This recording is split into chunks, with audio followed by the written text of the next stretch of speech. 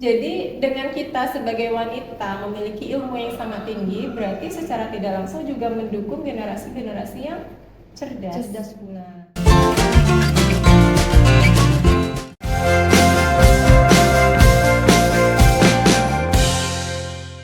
Jadi setiap pembahasan ibu tentang tips and trick itu mungkin dari semester 2 ini juga bisa ya, Sudah. kita harus berproses, melihat informasi yang melihat informasi bisa sebanyak mungkin ya Bu ya. Bahwasanya beasiswa itu sudah ada dari pemerintah maupun dari kita sendiri ya. Caca, kira-kira Caca mau lanjut S2 atau mau dipinang dulu kah? Kalau situasinya berbeda, kayaknya mau S2 kimia murni dulu. Oh, kimia murni iya nanti ya saya pasti sesuai tips and trick Ibu tadi Caca harus sharing and searching ya Bu ya. Iya, searching dan sharing. Supaya banyak mungkin Ca, biar Caca tahu tuh, biar cita-cita tercapai. Oke, pertanyaan selanjutnya Ca. Oke, Ibu kan sekarang jadi dosen nih Bu. Dulunya tuh emang punya cita-cita jadi dosen, apa ada cita-cita yang lain? Kalau dulunya malah cita-cita ibu itu di dunia kesehatan. Itu jadi apoteker. Oh, farmasi. Nah, jadi waktu SMA itu ibu kan memang sudah milih jurusan ya. Kalau dulu kan ada IPA, IPS gitu. Ibu sudah mendalami itu yang ilmu kimia di waktu jurusan IPA dan lain sebagainya. Kemudian sampai kelas 3 pun benar-benar ibu dalami lah kira-kira apa sih yang dapat mendukung nanti ketika ibu sekolah farmasi untuk menjadi apoteker gitu. Ya, tapi ternyata takdir berkata lain. Kadang kan rezeki itu berbeda-beda. Iya, ya. benar sekali. Belum berjodoh kali ya. Iya, Sama takdir tadi. menjadi apoteker gitu. Berarti tapi sekarang sama aja ya, jadi dosen dan mau juga menyandang gelar S3. Iya, alhamdulillah. Kalau saya sendiri melihat ibu mungkin wow sekali ya dari S1, S2 sampai sekarang S3 ya. Berarti ini sudah berjalankah atau baru ini Bu? Kan sudah lolos tapi sudah berjalan? Belum. Proses ininya? Belum. Nah, Pendidikannya? jadi sekarang ini akan mulai studi gitu. Oh, baru akan. Iya, baru akan mulai studi di Agustus nanti gitu.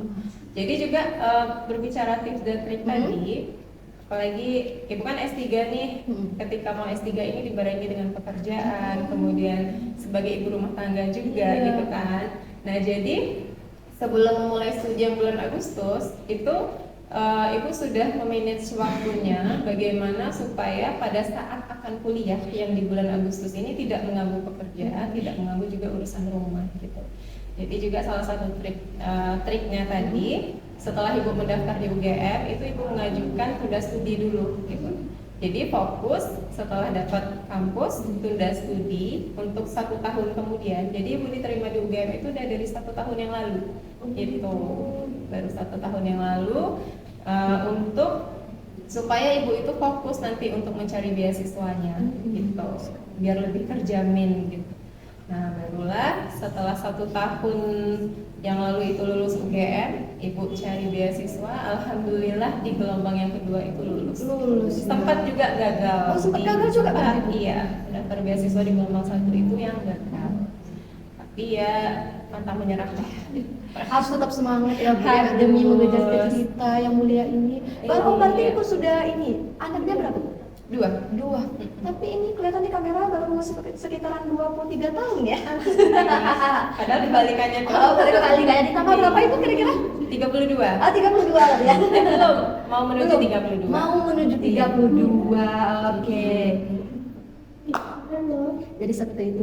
Oh, berarti Ibu nanti di Agustus ini sudah melakukan pendidikan untuk S3 ya Bu ya.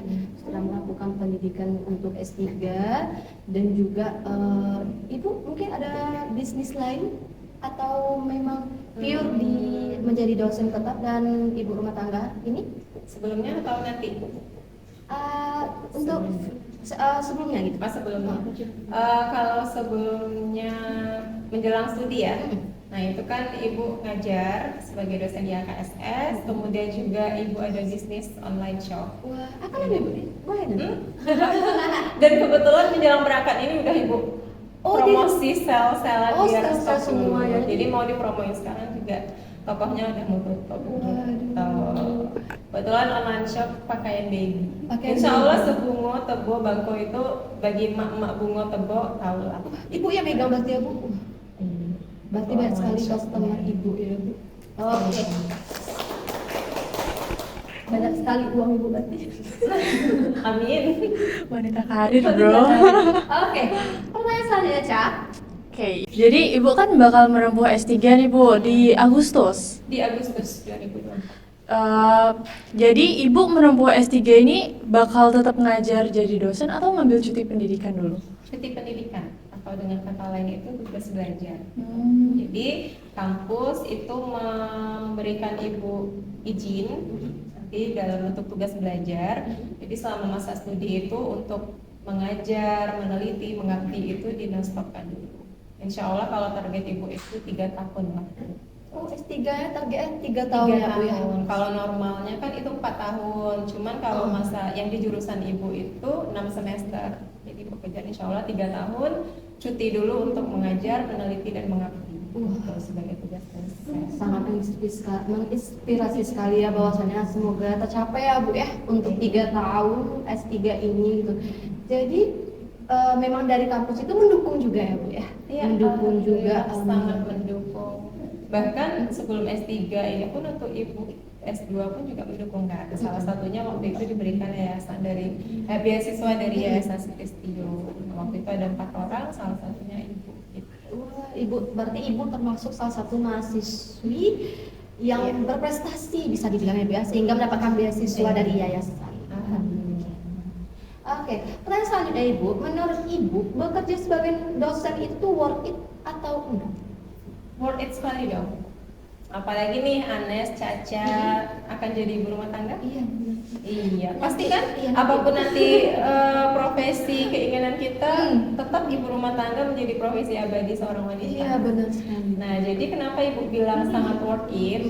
Karena selama menjadi dosen yang sudah ibu jalani itu, kita punya waktu yang lebih fleksibel gitu. Pekerjaan dengan waktu yang sangat fleksibel. Dalam artian kita bisa memanage sebagai ibu rumah tangga tadi, kemudian bisa memanage tugas kita. Kalau dosen kan ada 3P tuh. Kalau orang mikir kan sudah ngajar, neliti, ngabdi gitu. Tetapi untuk penelitian dan pengabdian itu jadwalnya bisa kita manage sesuai dengan jadwal yang seharusnya itu seperti apa sih gitu. Nah, yang tidak harus misalnya dari jam sekian sampai jam sekian harus neliti, tidak gitu.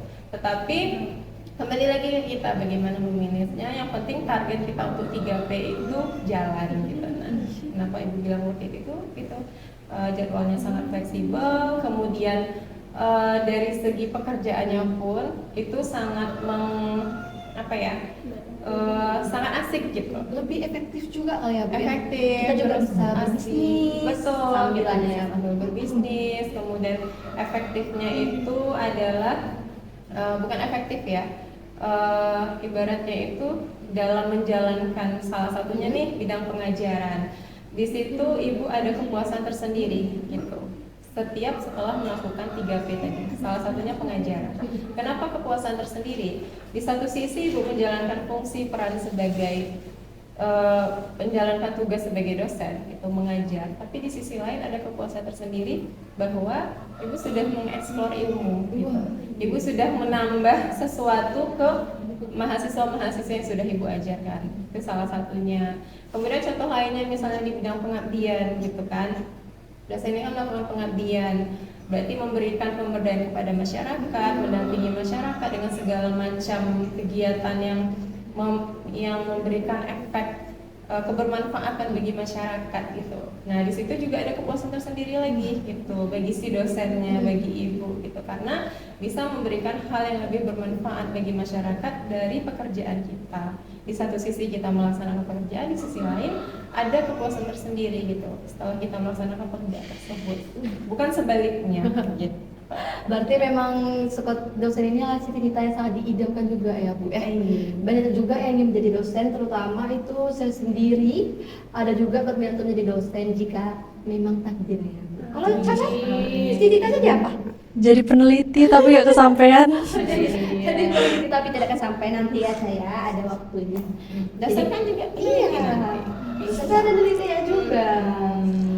Berarti menjadi dosen memang kalau kita menjalankan itu semudah mungkin atau senyaman kita itu bakal berefek banyak sekali untuk diri kita maupun orang lain. Banyak, Iya, iya. orang banyak. Orang banyak, iya. Yang pastinya banyak sekali manfaatnya seperti itu. Oke, pertanyaan selanjutnya, Cak.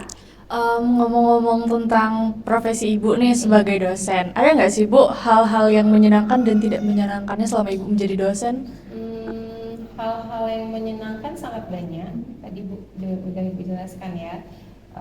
Kenapa menyenangkan? Karena itu tadi dari segi batin itu ada kepuasan tersendiri gitu. Kemudian kenapa menyenangkan juga? Karena setiap bekerja itu selalu bertemu orang banyak gitu. Sesuai dengan hobi Ibu tadi, traveling kan. Iya, benar. Nah, ya sambil bekerja pun juga kadang bisa sambil traveling gitu. Nah, bertemu dengan orang banyak, bertemu dengan dunia baru, bertemu dengan suasana-suasana yang dapat membangkitkan motivasi kita lagi gitu kan.